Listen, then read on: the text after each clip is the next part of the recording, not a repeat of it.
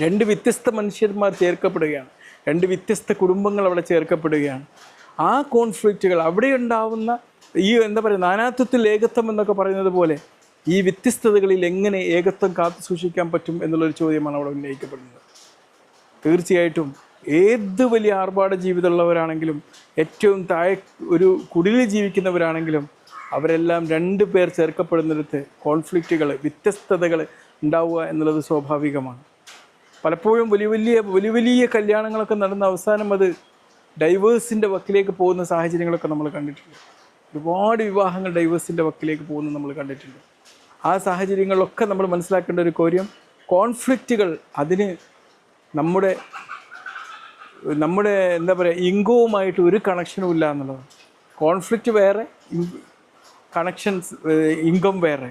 അത് ഓരോ താഴെക്കിട്ടയിൽ രണ്ട് മനുഷ്യന്മാർ എവിടെ ചേർക്കപ്പെടുന്നോ